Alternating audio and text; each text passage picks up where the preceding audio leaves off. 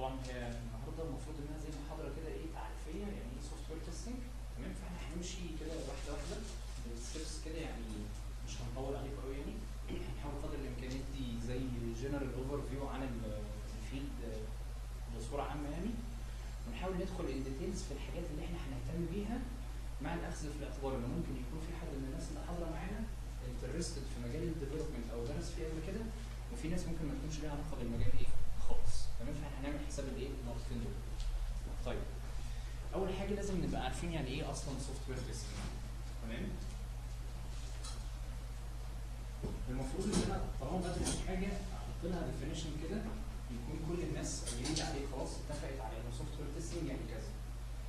من معرفتنا العامه بكلمه سوفت وير تيستنج عشان اقدر اعرفها صح، تمام؟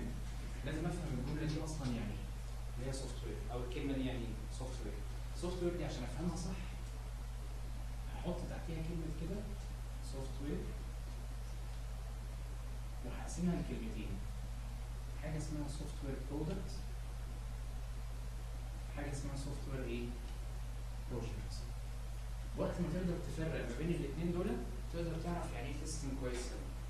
طيب من فهمنا في مجال الديفلوبمنت، اشتغلت باجافا، اشتغلت سي شارب، اشتغلت ايا كان لغه البرمجه اللي اشتغلتها، اشتغلت اوراكل، اشتغلت ساس، اشتغلت ساب، اي حاجه ليها علاقه بالديفلوبمنت، فاقدر احدد ايه الاثنين دول. يعني ايه سوفت وير بروجكت؟ يعني ايه سوفت وير برودكت؟ لو بصينا كده بالراحه، البرودكت ده مش المفروض انه منتج، يعني انا لو ترجمت بالعربي كده منتج، صح؟ المنتج ده بيتعمل لمين؟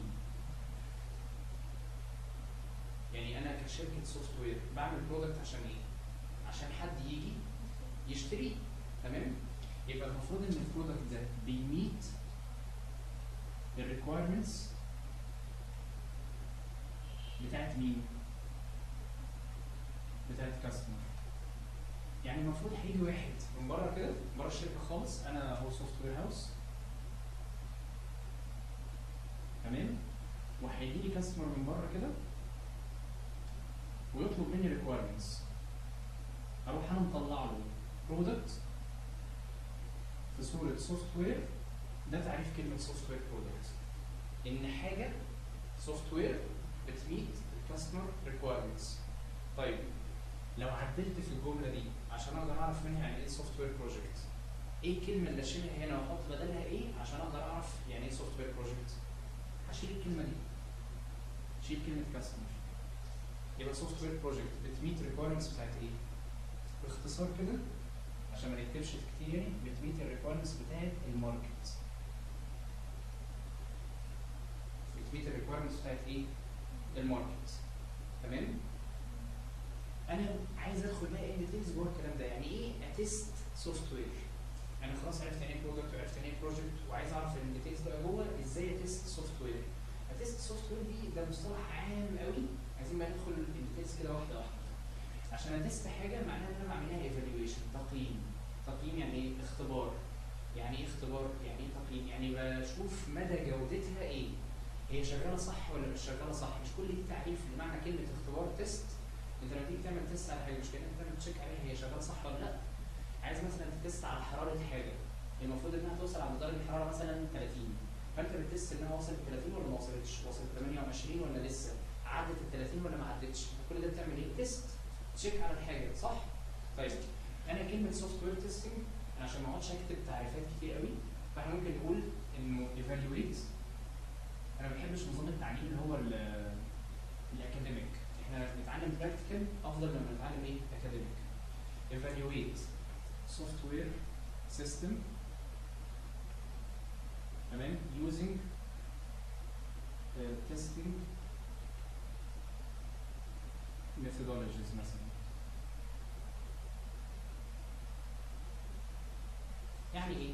يعني المفروض هفولو حاجه معينه، تراك معين او طريقه معينه او ميثود معينه او بروسيجرز، مجموعه من الاجراءات عشان اوصل ان في الاخر اقول السوفت وير سيستم ده شغال صح ولا مش شغال صح. يعني ايه شغال صح ولا مش شغال صح؟ هو مش اي سوفت وير في الدنيا بيبقى ليه انبوت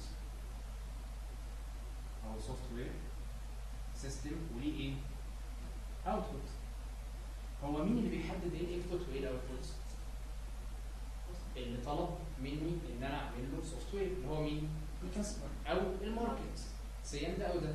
بس احنا في شغلنا هنبقى مهتمين بمين اكتر؟ هنبقى مهتمين بالكاستمر، عشان البيزنس بتاعنا مهتم اكتر بان يجي كاستمر يطلب مني حاجه فانا بعمل الحاجه اللي هو طلبها، بميت الريكويرمنتس بتاعته. طيب الكاستمر طلب مني ان انا عايز اعمل برنامج لصيدليه. برنامج الصيدليه ده بيعمل ايه؟ اكيد بيعمل شويه ريبورتات، انا بعت ايه، ما بعتش ايه، مبيعات.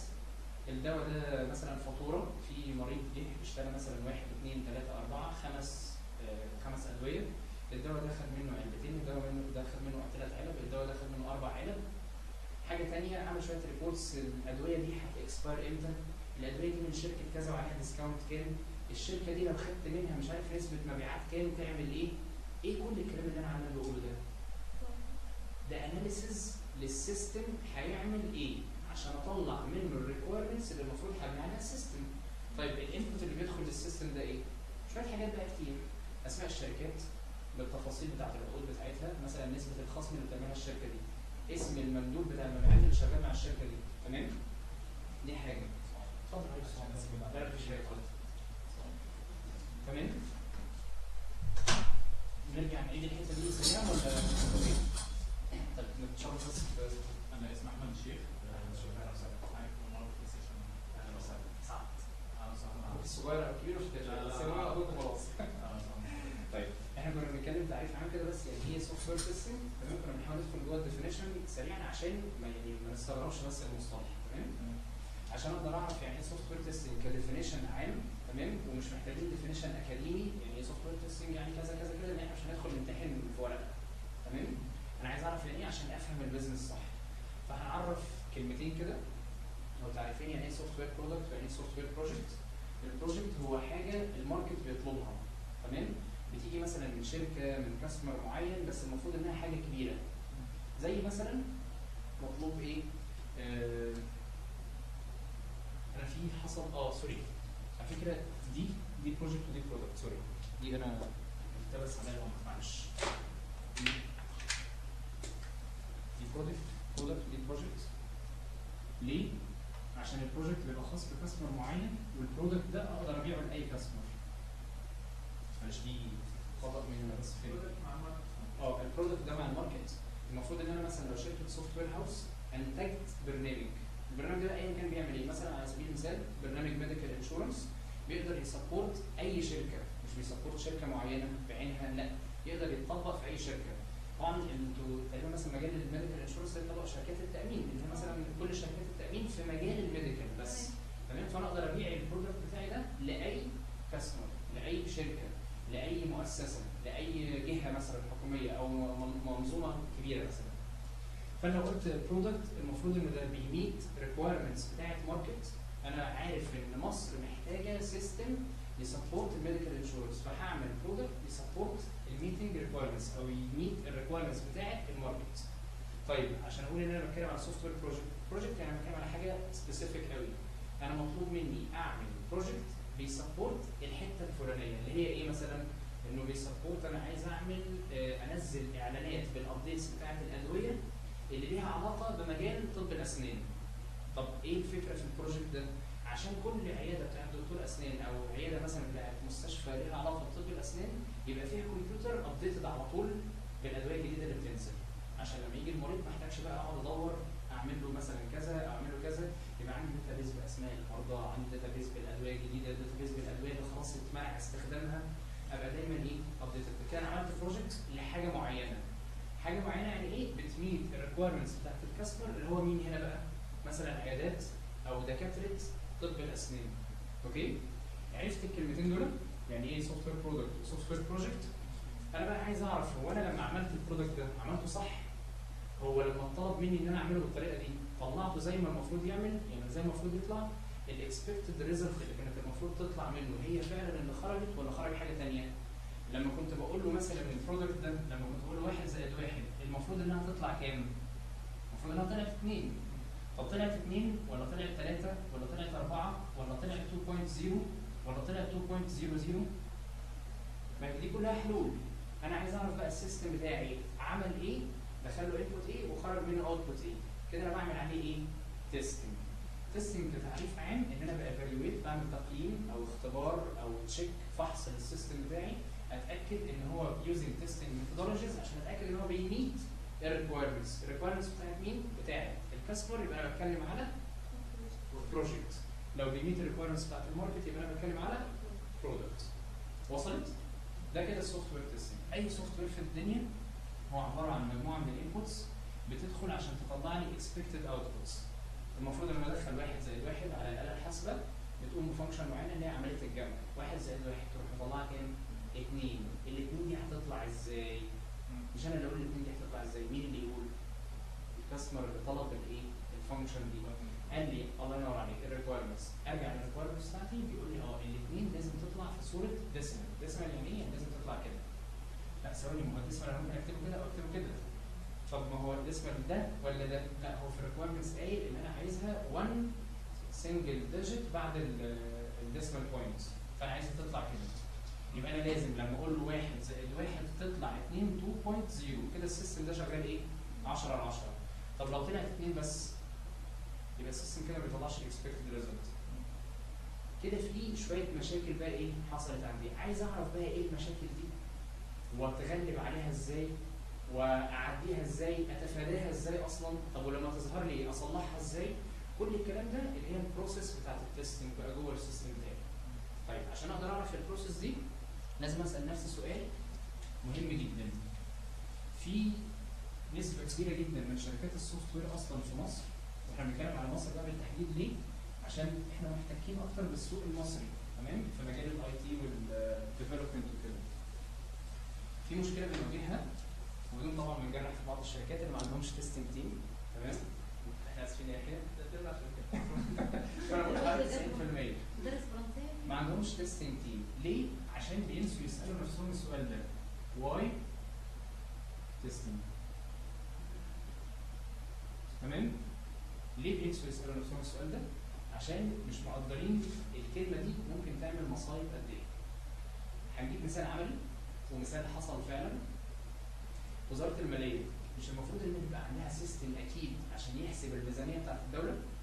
طيب سنه 1963 وزاره الماليه في يو كي في انجلترا حسبت الميزانيه بتاعت الدوله. حصل خطا في حساب مش عارف كسر كده من ايه، حاجه من 100. يعني مثلا نفترض ان الرقم كان المفروض يطلع 12.001 طلع 12.002 مثلا. انا بقول يعني انا ما بجيبش مثال حصل بالظبط، بس هو الكلام ده حصل فعلا. ايه المشكله ان الرقم ده يعني طلع فرق 1 من 1000؟ متخيل 1 من 1000 مش حاجه كبيره قوي. دي ممكن تطلع انترست ريت مثلا، ممكن تطلع نسبه فايده، صح؟ نسبه فايده على ايه؟ يعني مثلا القروض، على مش عارف العقارات، على البنوك، على اي مجال شغل كان جوه الدوله في الوقت ده، بس بيأفكت الميزانيه بتاعت الدوله. حصل ايه بقى في السنه دي؟ حصل عجز في الميزانيه 13.6 مليار بسبب رقم كده صغير. الرقم الصغير ده جه منين؟ يعني ايه المشكله في ان الرقم ده يجي؟ الرقم ده وارد انه يكون حد انبوت دخل غلط، صح؟ وممكن تكون الفانكشن اللي جوه السيستم اصلا عملت الاوبريشن غلط، صح؟ وممكن تكون اصلا الانبوت داخل صح والاوبريشن داخل صح، وممكن تكون الغلطه من الكاستمر او من اليوزر، دخل الانبوت بطريقه غير اللي هي المفروض تدخل بيه. تمام؟ ممكن يكون السيستم عمل الانبوت صح، اخذ الانبوت صح من اليوزر، يعني ده صح والانبوت دخل بصوره صحيحه والاوبريشن اتعملت بصوره صحيحه، بس الريبورت اللي اتطبع في الاخر اتطبع غلط. هو ايه بقى اللي انا عمال بتكلم فيه ده؟ سواء ده او ده او ده او ده، هي اسمها ديفكتس. ديفكت يعني ايه؟ يعني عيب، في مشكله حصلت جوه السيستم وقفته. هي مش وقفته، هو دخل لي انبوت وعمل اوبريشن وخد حاجه من اليوزر وطلع اوتبوت، بس ما طلعش الاوتبوت اللي انا ايه؟ اللي انا عايزه، فكده نوت ميتنج الريكويرمنتس، يبقى كده السيستم ايه؟ مال فانكشن، وقف. الوظيفه بتاعته ما اكتملتش، هي اكتملت بس مش بالصوره اللي انا عايزها. هنا تبقى في مشكله. انا لو اغفلت حته ان انا ممكن اتست هو الانبوت اللي دخل ده دخل صح ولا لا، يبقى البوينت دي هتعدي.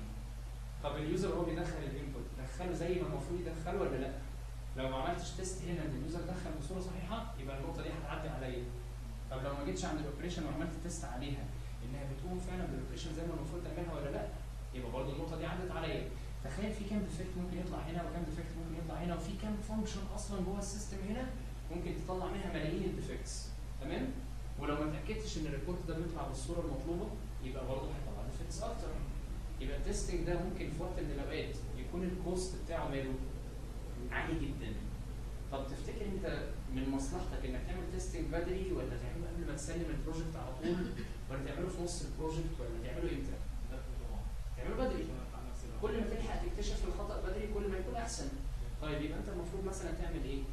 لو كلنا مثلا جينا اتكلمنا على السوفت وير ديفلوبمنت لايف سايكل.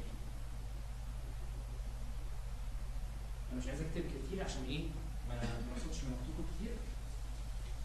السوفت وير ديفلوبمنت لايف سايكل المفروض انها عباره عن 4 ستيبس. مش 4 ستيبس: requirements،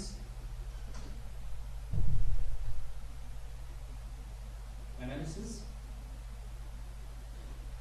بعد كده design،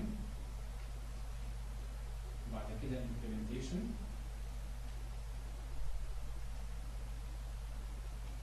واخر حاجه خالص المفروض انها ايه؟ testing. ده اللي احنا خدناه في الكليه او اللي درس مثلا حاجه ليها علاقه بالديفلوبمنت او سوفت وير انجينيرنج عارف ان هم دول الاربعه مين ستيبس اللي المفروض امر بيهم عشان من ساعه ما بقعد مع الكاستمر لحد لما اطلع له سوفت وير يقول لي ده 10 على 10 انا استلمت السوفت وير اللي انا عايزه. ايه بقى اللي بيحصل؟ هاجي انا كديفلوبر اقعد مع الكاستمر اقول له والله انت عايز تعمل ايه؟ انا عايز برنامج تكون الواجهه بتاعته لونها احمر. ماشي. وايه تاني؟ وعايز اللوجو بتاع فودافون يبقى طالع فوق على اليمين. ماشي حلو قوي. وعايز يبقى في حته كده اخلي الكاستمر يلوجن على البيج. حلو جدا. كل ده ايه؟ ريكويرمنتس. طب هو هيلوجن على البيج يعمل ايه؟ انا عايزه بس يعرض له الرصيد بتاعه يبقى في حد هيروح يكونكت على الداتا بيز بتاعت الرصيد عشان يجيب رقم الموبايل وهيدخل رقم الموبايل يروح يجيب له الرصيد كام. عايزه يدخل له امكانيه ان هو يحول الرصيد. كل ده انا عمال بلم من الكاستمر ايه؟ معلومات، ريكويرمنتس. جمعت المعلومات في اي مشاكل؟ طيب تدخل على المرحله اللي بعدها اللي هي الديزاين. يعني ايه الديزاين بقى؟ انت هتصمم السيستم ده ازاي؟ انت عايز تعرف مثلا الداتا بيز بتاعت السيستم ده فيها كام تيبل؟ طب والريليشنز اللي ما بين التيبلز وبعضها ايه؟ طب والفانكشنز اللي هتتعمل عشان تمانج الريليشنز اللي ما بين التيبلز دي شكلها ايه؟ وبتقوم بالفانكشن ازاي؟ كل ده انت بتتكلم في الديزاين بس كل ده ما زال على ايه؟ على الورق. طب عايز تطبق يبقى تعمل ايه؟ كودنج. هنا تدخل على الستيب الثالثه انك هتبدا تعمل تكتب الكود بتاعك يوزنج بقى اي بروجرامينج لانجوج مش تفرق معانا او اي تول مش دي برده مش مشكلتنا. احنا بنتكلم على حته بس ايه؟ التست. طب خلصت الريكويرمنتس وخلصت الديزاين وخلصت الامبلمنتيشن انا عايز اعرف السيستم ده شغال صح ولا لا؟ يبقى المفروض اجي اعمل عليه ايه؟ تيستنج. يبقى من اللي فهمناه واللي عرفناه اللي هو التعليم الاكاديمي ان التيستنج ده اخر مرحله بتتعمل فين؟ في السوفت وير ديفلوبمنت لايف سايكل. تمام؟ في دوره حياه اي سوفت وير في الدنيا. طب امال احمد لما قال ان التيستنج ده المفروض يتعمل في الاول عشان الحق المشاكل في اولها يبقى كده الناس لما رتبت كده رتبت غلط؟ رتبت صح. تمام؟ عشان الناس دي يعني علماء وجامدين قوي. تمام؟ بس في تعريف خاطئ شويه او مفهوم خاطئ شويه. على فكره التيستنج مش هنا. امال التيستنج فين؟ التيستنج هنا وهنا وهنا وهنا. ايه ده؟ يعني التيستنج في كل المراحل ده الصح. مش دايما بيجي يقول ان في اجابه صح واجابه اصح منها. طيب التيستنج المفروض ان انا قبل ما اسلم المشروع اتاكد ان هو شغال صح. بس افرض انت فضلت تشتغل في المشروع سنه وعمال تاجل في التيستنج تاجل في التيستنج تاجل في التيستنج فانت الريكويرمنتس بتاعتك اصلا مكتوبه غلط. تعالى بقى احسب معايا كده انت عملت ايه؟ انت جمعت ريكويرمنتس غلط، قعدت مع الكاستمر مره واثنين وثلاثه و10 وضيعت وقتك ووقته واتحسب عليك فلوس انت عمال تاخدها من الكاستمر وفي الاخر طلعت المعلومات اللي انت بتجمعها منه غلط. هو عمال يقول لك فودافون فودافون فودافون وانت كل اللي في دماغك ان المشروع ده بتاع اتصالات فبدل ما تطلع له اللوجو ده اللي هو بتاع فودافون ده اهو رحت مطلع له اللوجو ده بتاع اتصالات. ايه ده؟ يبقى انت اصلا عندك ريكويرمنتس غلط. شوف بقى انت عديت بكام ستيب؟ ريكويرمنتس وديزاين وامبلمنتيشن وعملت تيستنج اكتشفت ان في غلطه تضطر ترجع فين؟ للريكويرمنتس تاني. طب لو الغلطه طلعت في الريكويرمنتس وانت اكتشفتها في الاخر هتضطر تعمل معاها ايه؟ هتعدل الريكويرمنتس، يبقى هتعدل الديزاين، يبقى هتعدل الامبلمنتيشن. طب ده انا بكلمك ان المشكله طلعت في لوجو. ده الموضوع سهل، يعني واحد هيدخل بس يشيل الصوره، يحط الصوره ويلود الصوره جوه مثلا الويب ابلكيشن، الدنيا اشتغلت وقامت 10 على 10 والكاستمر فرحان. طب افرض المشكله كانت في الريليشن ما بين تو تيبلز مثلا في داتابيز. طب افرض المشكله كانت ان تيبل المفروض ان فيه 3 كولوم وهو المفروض يبقى فيه 9 كولوم. هتزود السته دول فين؟ وهتجيب الداتا بتاعتهم منين؟ طب افرض تيبل كان المفروض يبقى 3 وانت عملته بالغلط 9، عملته بالغلط 12، عملته بالغلط 20 كولوم، جبت الحاجه الزياده دي منين؟ تمام؟ يبقى المفروض ان انا احاول قدر الامكان ان انا اوصل للايه؟ للايرور بدري، للديفكت بدري، للبج بدري. فاعمل ايه؟ اعمل تيست على الريكويرمنتس، ان الريكويرمنتس دي صح ولا لا؟ طب اول ما اتاكد ان الريكويرمنت صح بروسيد على الستيب اللي بعدها. اعمل ديزاين، اتاكد ان الديزاين ده صح واعمل تيست عليه، اول ما اتاكد ان هو صح بروسيد اللي بعدها امبلمنتيشن. طب اول ما اتاكد ان هو صح بروسيد على اللي بعدها واعمل بقى تيستنج للسيستم ككل. دي فكره التستنج فين من السوفت وير ديفلوبمنت لايف سايكل. لو كتعريف عام يبقى المفروض انها اخر ستيب قبل ما اسلم المشروع. طب ولو كتعريف بقى ان ديتيلز قوي حاجه سبيسيفيك، المفروض ان انا احط التستنج في كل فيز من المشروع بتاعي. تمام؟ طيب عشان اتاكد ان انا بعمل تستنج صح المفروض ان انا بعمل حاجتين. مش احنا كنا بنقول ان اي تستنج ان انا بتاكد ان انا بميت الريكويرمنتس، بميت الريكويرمنتس بتاعت مين؟ سواء بقى الكاستمر او الماركت، تمام؟ عشان اعرف انه برودكت او بروجكت. المفروض ان كلمه تستنج بتاكد ان الحاجه شغاله صح ولا لا. في كونسبت كده بنسميه في في. ايه في في ده؟ بعمل حاجتين، حاجه اسمها verification وحاجه اسمها validation. تمام؟ ده الكونسبت اللي بيقوم عليه فكره التستنج ككل.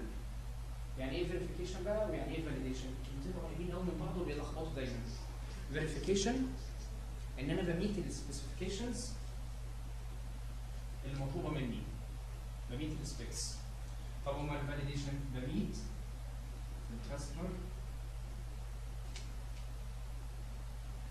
ريكويرمنتس. ايه ده؟ طب ما الكلمتين قريبين من بعض قوي، تعالى كده نفصلها شويه. طيب الكاستمر ريكويرمنتس، نفترض ان انا عملت مثلا ويب بيج كده، تمام؟ وهنا في مثلا اللوجو بتاع الشركه، تمام؟ ده اسم الشركه وهنا، وعايز اعمل هنا مثلا ليبل تكست بوكس وليبل تكست بوكس وليبل تكست بوكس وثلاثه بوتنز كده، زي مثلا اد وديليت وابديت. انا عايز اعمل المنظر ده، تمام؟ وورا هنا مثلا اي حاجه خلفيه كده الوان. عايز اعمل فورم تعمل الشكل ده. ده السوفت وير اللي انا عايز اعمله، ايا كان بقى بينفذ ايه ما بيعملش ايه مش مشكلتي. انا عايز اعمل الشكل ده. الكاستمر قال لي ان اللوجو ده اللوجو مثلا بتاع فودافون. اوكي؟ والكلمه اللي مكتوبه هنا دي كده فودافون. والزراير هنا اد وديليت وابديت. تمام؟ طيب وهنا الليبل ده اسمه مثلا نيم، وهنا ده زي مثلا اي دي، وهنا ايج او تليفون مثلا. تليفون.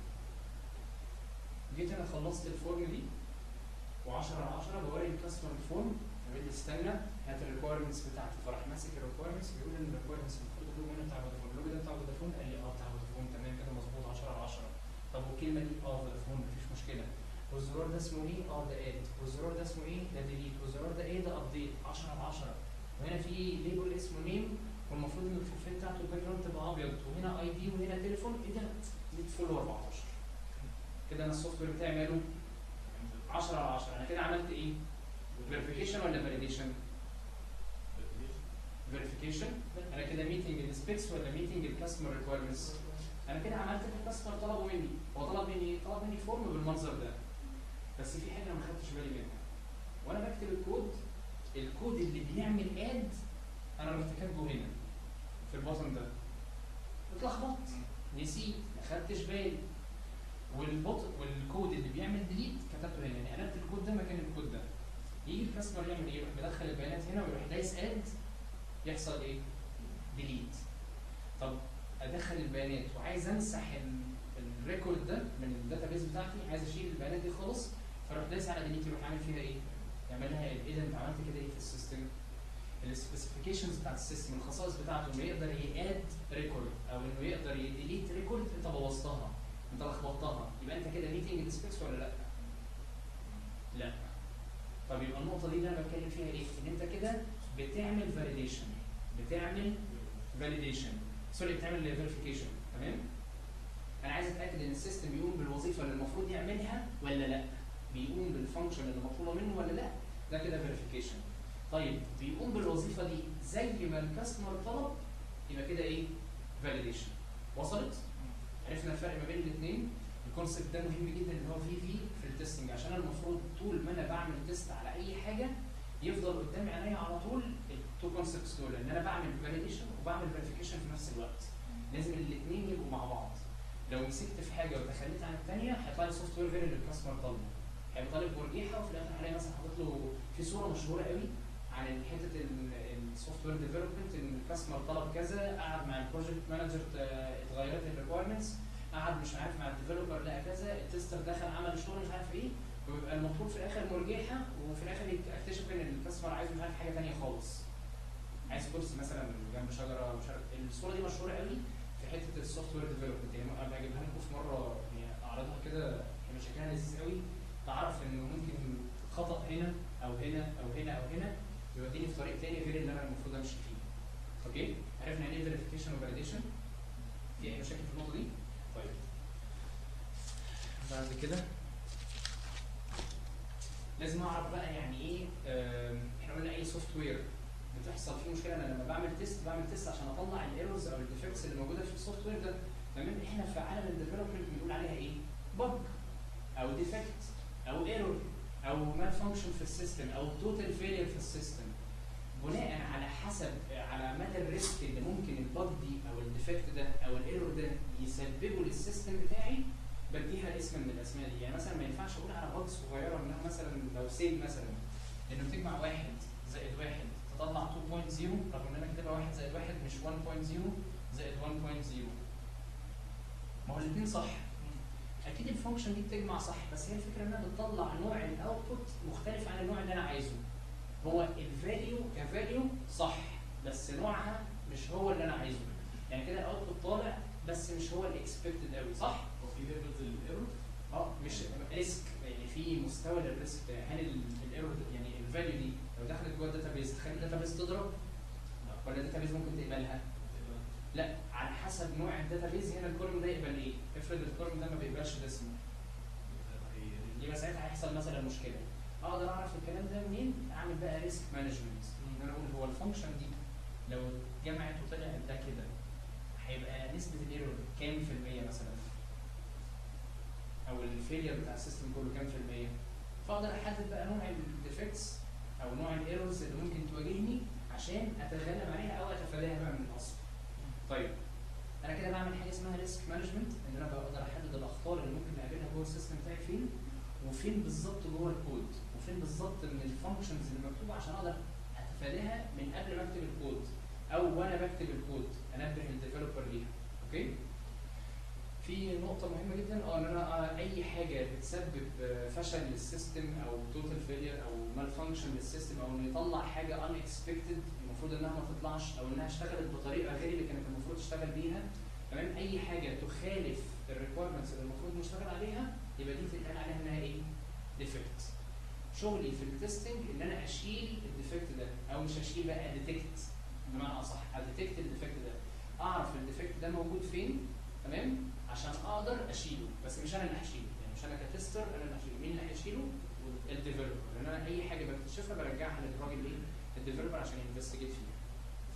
طيب عرفنا ليه تيستنج؟ عشان وارد ان الكوست يبقى فيه مشكله كبيره قوي. هرسم دايجرام كده صغير او تشارت. اتفضل يا باشا. يعني ممكن مثلا نلاقي ان في التايم بالنسبه له اهم من الديفكت دي، فيقول للتستر يقول لا انا عندي برودكت والديفكت دي ممكن نخليها وقت تاني. تمام. عشان التايم عنده دي فاليو. مفيش مشكله، الكلام ده تقدر تحدده بقى مع مين؟ مع الكاستمر. لازم تقعد مع الكاستمر وتتاكد منه انه هل هو يقبل بان انا اطلع له فيرجن من السيستم وهو فيه الديفكت دي، عشان الكاستمر يبقى عارف انه فيه الديفكت دي ولا لا. ساعتها الكاستمر يقول لك استنى انا هشوف بقى الديفكت دي بتافكت البيزنس بتاعي ازاي. يعني لو افترضنا ان انا بعمل الويب سايت ده مثلا او الابلكيشن ده الفورم دي لفودافون، وانا اخترت اللون الاحمر ده مش هي درجه اللون الاحمر بتاع فودافون، هل فودافون يعني هتنح قوي في انه لازم يطلع اللون الاحمر ده؟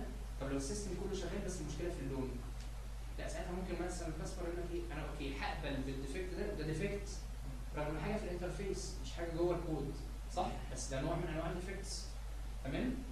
انا ممكن اقبل بالديفكت ده واطلع فيرجن من السيستم ويبقى مقبول شغال، وبعد كده اعمل ابديت على السيستم بتست كيس جديده بتستنج بروسيس جديده عشان اقدر انجلكت او افويد الديفكت ده بعد كده. وصلت؟ بس لازم الكاستمر يكون هو لازم الكاستمر يابروف ويمضي. اهم حاجه عندك ان الكاستمر يمضي عشان تلبسه ايه؟ يعني البروجكت. مثلا البروجكت مانجر عندنا قال لا خليها بينا وبين بعض يعني الكاستمر كده مش هنحس بالموضوع بالفكره دي تبقى مشكله مين؟ لا دي مشكلتك انت انترنال. انت كده بص بتشيل المسؤوليه بتاعتها التستر. ما هو فين التستر هنا؟ انت بتتكلم ان البروجكت مانجر تغاضى عن الحته دي خالص. تغاضى عن التستر يعني عدى مرحله التستر، لا دي كده مشكله البروجكت مانجر مش مشكله التستر. التستر طلع ان في ديفكت ولا ما طلعش؟ طلع. جه البروجكت مانجر قال اركنها على جنب، دي مشكله البروجكت مانجر. طب انا بريبورت مين ده التستر؟ بتريبورت للبروجكت مانجر. اه انت المفروض كتيم في تيم ديفلوبمنت وتيم تيستنج. تيم التستنج ده ليه تيم ليد، تيم الديفلوبمنت ليه تيم ليد. المفروض ان الاثنين شغالين مع بعض مش ضد بعض. التستر مش عدو للديفلوبر والديفلوبر مش عدو. الديفلوبر ما بيحاولش يكتب كود عشان يخبي على التستر انا هغلط في ايه. على فكره انت ممكن وانت بتكتب الكود تبقى عارف ان الكود ده فيه غلطات بس بيطلع النتيجه اللي انت عايزها. يعني انا ممكن اقول لك ايه؟ اعمل لي فانكشن تطلع لي مجموع كل الارقام اللي مجموعها 2. طلع لي كل الارقام اللي مجموعها 2. انا ممكن بقى اشتغل بقى شغل يعني سامحني في الكلمه صياعه شويه. اعمل ايه؟ راح اعمل لك فانكشن بالجافا system.out.println 2. كل ما حد هيجي يشغل الفانكشن دي تروح طبعا 2. مش انت مستني ان النتيجه تطلع 2؟ هو انا طلعت لك الاثنين بس انت تعرف بيحصل ايه جوه؟ تعرف بيحصل ايه في الباك جراوند في الكواليس؟ ما تعرفش. انا كل ما بضحك عليك وبطلع لك برنت جمله برنت باثنين. لكن انت فاكر انها فانكشن بتجمع رقمين مع بعض. ممكن اضحك عليك واقول لك دخل لي الرقم الاول فانت تدخل 1 ودخل لي الرقم الثاني 1. تمام؟ وانت فاكر ان يا عيني الواحد ده بيتجمع على الواحد ده في فانكشن بتقوم بالعمليه دي، وما بيحصلش كده خالص. ده انا عمال اطبع لك 2 2 2. على كده الديفلوبر طول ما هو عارف التكنيك بتاع التستر يبقى عارف ان هو مثلا يعني حاجه ثانيه المفروض التستر يكون فات بمرحله الديفلوبر. يكون ايه؟ فات بمرحله الديفلوبر. فات بمرحله يكون التستر اشتغل ديفلوبر قبل كده؟ لا مش شرط. التستر مش لازم يكون اشتغل ديفلوبر قبل كده. المجال ده الوحيد اللي ممكن تشتغل فيه وانت مالكش علاقه بالديفلوبمنت خالص. ليه؟ لان انا لما هاجي اطبق سيستم، انت بتطبق سيستم لصيدليه، هو اللي هيشتغل على السيستم ده لازم يكون حد تكنيكال او اشتغل ديفلوبمنت؟ لا. طب ما هو اللي هيعمل تيست للسيستم عشان يعرف انه هيبقى زي ما الكاستمر عايز بالظبط، المفروض ان يبقى حد شغل الكاستمر. فالتستر ده يحط نفسه مكان الكاستمر. فانت لو النهارده بتعمل سيستم لصيدليه المفروض تعتبر نفسك انك صيدلي. ولو بكره بتعمل سيستم لسوبر ماركت تعتبر نفسك انك واقف كاشير في السوبر ماركت. ولو بتعمل سيستم بعد بكره مثلا لعياده تعتبر نفسك انك دكتور او ممرض. تمام؟ تحط نفسك مكان الكاستمر في الحته دي. اوكي؟ طيب وصلنا لحته ال ايه؟ احنا بنتكلم على السوفت وير فاليديشن تيستنج الفيريفيكيشن والفاليديشن دي خلصناها. تمام؟ عايزين نرجع على نقطه ثانيه كنت حاسس دايجرام كده صغير. تمام؟ بعد كده ايه هيسال في الحته بتاعت انه لو في ديفكت طلع مين اللي مسؤول عنها؟ البروجكت مانجر ولا التيم ليد؟ هو انا كان برضه اختلف في حاجه ثانيه. هو البروجكت مانجر ده بيبقى تبع الديفلوبر ولا تبع التستر؟ لا الاثنين. البروجكت مانجر ده مسؤول عن البروسيس كامله. البروجكت مانجر ده المفروض لو قاعد مع الكاستمر وعارف منه الريكوايرمنت وعنده كذا كذا كذا. عرف منه ايه بقى؟ ريكوايرمنتس. وبعت لواحد اسمه اركتيك ديزاينر. اركتكتشر مثلا ديزاينر ده الواحد ده الشخص اللي بيقعد يكتب الديزاين دوكيومنت. انا جمعت هنا ريكوايرمنتس. الديزاين دوكيومنت الريكوايرمنتس دي هتتنفذ على الكود ازاي؟ تنفذ بالكود ازاي؟ يعني نكتب فانكشنز شكلها عامل ازاي؟ ففي واحد هيقعد يكتب الكلام ده. تبعتها لتيم الديفلوبمنت اللي هو هيعمل امبلمنتيشن، يدخل معاه تيم تيستنج. شايف كل الناس دي؟ يعني في تيم اركتكت ديزاين، في تيم يعمل ديفلوبمنت، في تيم يعمل تيستنج. كل ده تحت مظله البروجكت مانجر بيمانج الناس دي كلها مع بعضها. وارد ان يجي مثلا الراجل اللي كتب الريكويرمنتس ده وراح قعد مع الكاستمر وقابله، مش البروجكت مانجر، ممكن يكون اي حد تاني. تمام؟ واحد سيستم اناليست. تمام؟ هنا سيستم اناليست، هنا اركتيك ديزاينر. يجي ده يقول له لا معلش انت الريكويرمنتس اللي انت كاتبها هنا مش واضحه، معلش وضحها لي، ارجع اقعد مع الكاستمر تاني ووريني الحته دي اكتبها ان ديتيلز ازاي عشان تتعمل بالكود. طيب يجي البروجرامر مثلا او الديفلوبر يقول له معلش الحته اللي انت كاتبها في الديزاين دوكيمنت دي مش موضحه انا اعمل ايه بالفانكشن، او الفانكشن دي مثلا هتاخد اوتبوت ايه؟ نسي يقول لي ايه البارامترز اللي المفروض الفانكشن دي تاخدها وايه اللي المفروض تطلعها. فارجع له واقول له وضح لي الحته دي. التستر ساعات ممكن يحتاج للديفلوبر عشان يقول له هو الفانكشن دي بتعمل ايه عشان اقدر افهم اتستها ازاي. تمام؟ او فاليديت عليها ازاي او فيريفاي ازاي. في سؤال؟ التستر بيسال الديفلوبر ايه المانع ان هو يسال الديفلوبر؟ نعم؟ التستر المفروض يكون معاه نفس معاه ريكويرمنتس، بس افرض الريكويرمنتس دي مش واضحه بالنسبه له. يسال الديفلوبر انت عملت الحته دي ديفلوبمنت ازاي؟ ما انا بساله انت عملتها ازاي ليه؟ عشان اعرف مثلا اوقعه في ايه في الكود. خد بالك ان انا بقول باكد على النقطه دي، التستر مش عدو الديفلوبر، المفروض ان الاثنين شغالين مع بعض عشان كلهم في مركب واحده. المركب دي في الاخر هتطلع سوفت وير. المفروض اللي فاهم التستنج الحاجات اللي عملها مش الديفلوبر، لان الديفلوبر نفسه ممكن يكون فاهم غلط. حلو، فاهم غلط، بس في نقطه مهمه جدا. هو التستر لما بيجي يكتب التستنج بروسيس بتاعته اللي احنا المفروض هنمشي عليها بيكتبها بناء على ايه؟ على شغل الديفلوبر ولا على ريكويرمنتس؟ طيب الريكويرمنتس اللي التستر شغال عليها مش هي نفس الريكويرمنتس اللي الديفلوبر شغال عليها؟ ماشي، بس الديفلوبر ممكن يكون فاهمها غلط لما يجي يشرحها للتستر هيشرحها بطريقته. حلو جدا، يبقى المفروض اخد كلامي من مين؟ من التيم ليد بتاع تيم ايه؟ بتاع تيم التستنج. طيب والديفلوبر لما هياخد كلامه هياخد كلامه من مين؟ من التيم ليد بتاع تيم الديفلوبمنت. طيب اجيب بقى التيم ليد بتاع التستنج والتيم ليد بتاع الديفلوبمنت يقعدوا الاثنين مع الراجل الديزاينر ده اللي بيقول لهم انا الديزاين دوكيمنت بتاعتي بتقول 1 2 3 4 10 ومطلوب كذا. انتوا مطلوب منكم تطلعوا كذا وانت مطلوب منك تتست كذا. الكلام واضح؟ كلنا طالعين بفيو واحد، بوينت اوف فيو، ما ينفعش واحد فيها يكون فاهم حاجه والتاني مش فاهم الحته دي. عشان لما اجي اديفلوب او اجي اتست الناس كلها تبقى طالعه برؤيه واحده للبروجكت. اوكي؟ طيب خلصت النقطه دي عشان نعرف بس التمثيل صغير كده فكره انه لو غفلت موضوع التستنج ده ممكن تبقى مشكله رهيبه يعني. لو حاولنا نقسم حته الستبس دي انه في مرحله الاناليسيز مثلا او في مرحله الديزاين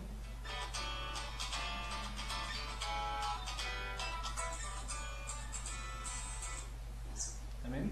انا عندي ايه المراحل اللي انا بمر بيها؟ اناليسيز وديزاين وامبلمنتيشن. زي مثلا تيستنج، بس احنا مش هنقول تيستنج بقى، هنقول مثلا انستوليشن دلوقتي. انستوليشن يعني ايه؟ يعني انا عملت اناليسيز للسيستم اللي انا عايز اعمله او السوفت وير وكتبت الديزاين دوكيمنت بتاعتي واشتغل تيم الديفلوبرز الديفلوبمنت وراح عامل ايه؟ عمل السوفت وير ده. عايز اروح بقى احط انستوليشن للسوفت وير ده عند الكاستمر. دي المراحل اللي بيمر بيها اي سوفت وير بعمله في الدنيا، صح؟ المفروض ان انا عمال بعمل تيستنج في المراحل اللي في النص دي. احنا اتفقنا ان هو مش في اخر مرحله، ده فين؟ within all the phases of the project. اوكي؟ طيب لو انا عملت تيستنج هنا فرصه ان الكوست اهو الكوست تو فيكس الديفكت اللي هيطلع، يعني لو افترضت ان طلع عندي 10 ديفكتس، لو لحقت اكتشف الديفكت هنا في المرحله دي هنفترض ان الكوست مثلا هيبقى في حدود $200 مثلا من التوتال كوست بتاعت البروجكت. طيب ولو اكتشفته هنا في مرحله الديزاين هيبقى 500. تمام؟ ولو اكتشفته في مرحله الامبلمنتيشن هيبقى 1000. طيب ولو اكتشفته في مرحله الانستليشن ده انا رايح بقى بعمل ايه؟ هشيل شنطي واللابات بتاعتي ورايح اقعد قدام الكاستمر، اتفضل يا باشا ادي السيستم بتاع فودافون اللي بفتح كده طلع لونه اخضر. ايه ده؟ هو انت اتصالات ولا فودافون؟ لا معلش هي الشاشه بس دي فيها غلط، فراح فاتح الشاشه اللي بعدها لقاها لونها ايه؟ لا لونها برتقاني، الله ينور عليك. قال له لا معلش ده واضح ان هو السيستم بتاع حد تاني. انت متخيل كم الكوست اللي انت عمال بتتكلفه هنا؟ لو قارنت ما بين الكلام ده كله هتلاقي ان انت كل ما تتاخر الوقت اللي انت عملت تديتكت الديفكت فيه كل ما الكوست بتاع تعديل الديفكت ده يكلفك اكتر. ساعتها الكاستمر ممكن يقف لك هنا ويصوت ويقول لك ايه ده انت شكلك شغال بريكويرمنتس غير اللي انا مديها لك. تعالى بقى راجع الريكويرمنتس دي فتضطر تدفع فلوس للتيم ده. تعالى بقى عدل الريكويرمنتس دي وادي الديزاينر عشان يعمل ديزاين دوكيمنت جديد تدفع فلوس للناس دي. الديفلوبر هيشتغل عدد ساعات زياده يروح يعمل شغل كتير. التستر اللي عمل تيستنج بروسيس للريكويرمنتس الاولانيه اللي انت اصلا كنت كاتبها غلط هيضطر يشتغل من اول وجديد، فتروح دافع للناس دي، يبقى الكوست بتاعك هيفضل ايه؟ طالع في السعر. وصلت؟ لسه ازاي اناليسيس ستيب اناليسيس. الاناليسيس دي لازم تتاكد ان الكاستمر عايز كده فعلا. يعني ايه الكاستمر عايز كده فعلا؟ بص احنا كديفلوبرز بينا وبين بعض او تسترز معروف دايما ان الكاستمر، انا مش قصدي اعيد في الكاستمر، بس معروف ان الكاستمر هو اصلا مش عارف هو عايز ايه. فتيجي تقول له ايه؟ نعم؟ بيبقى عايز كل حاجه. بيبقى عايز كل حاجه بس هو مش عارف شكلها ايه ولا لونها ايه ولا بتعمل ايه، وممكن يكون طالب حاجه مش لوجيك.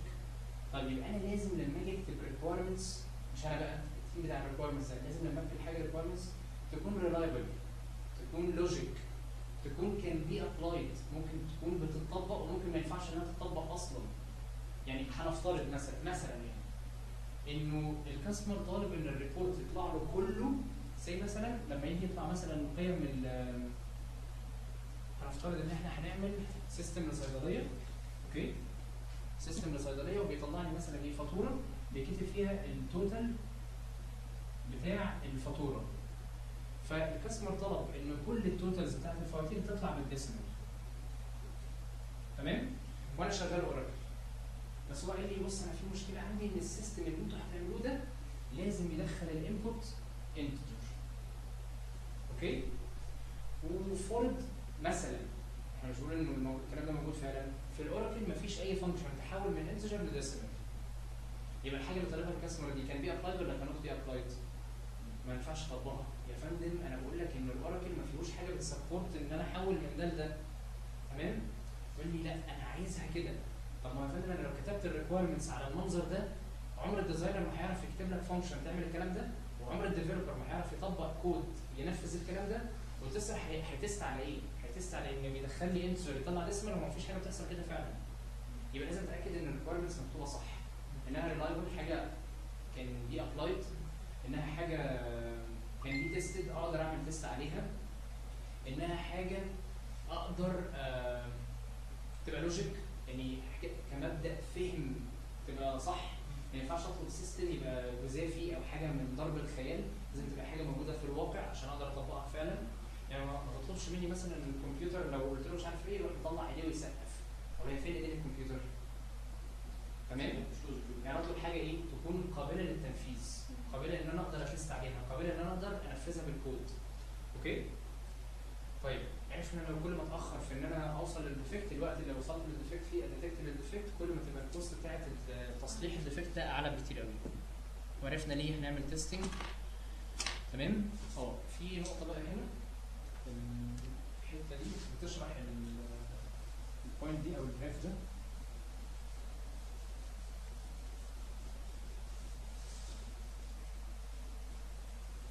عشان نشرح الحته دي لازم نعرف انواع التستنج ايه.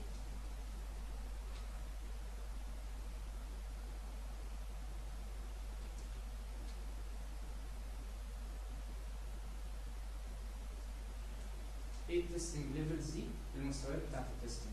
كل ما بتمر بمرحله جوه السيستم بتاعك كل ما بتعدي في مرحله تستنج معينه. مش احنا اتفقنا ان التستنج محشور بين الفيزز بتاعت السوفت وير ديفلوبمنت لايف سايكل؟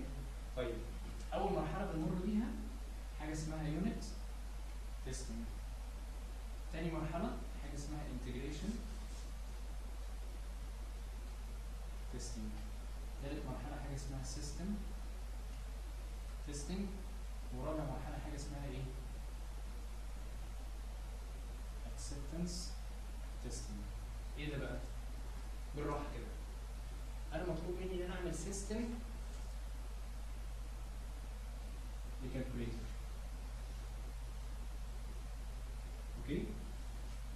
ايه السيستم بتاع الكالكوليتر ده؟ بيعمل كذا اوبريشن، بيعمل الجمع والطرح والضرب، والضرب والقسمه والضرب. بيعمل 4 عمليات. طيب انا عايز اطبق بقى الميثودولوجي اللي احنا قلنا عليها التستنج بروسيس دي على السيستم ده. المفروض انك بتعمل ايه؟ بتكتب فانكشن تقوم بعمليه الجمع، وفانكشن تقوم بعمليه الايه؟ الطرح، وفانكشن تقوم بعمليه القسمه، وفانكشن تقوم بعمليه الضرب. وانت عايز تتاكد ان الفانكشنز دي شغاله صح، تعمل ايه؟ تمسك كل فانكشن مالها لوحدها وتعمل تيست عليها وتمسك الفانكشن الثانيه لوحدها وتعمل تيست عليها. هتعمل تيست عليها ازاي؟ هتديها انبوت تقول له مثلا 1 زائد 1 بيطلع كام؟ طيب وهنا لما تعمل تيست على دي هتقول له مثلا 2 ناقص 1 بتطلع كام؟ المفروض ان انت عارف الاكسبكتد ريزلت كذا، تمام؟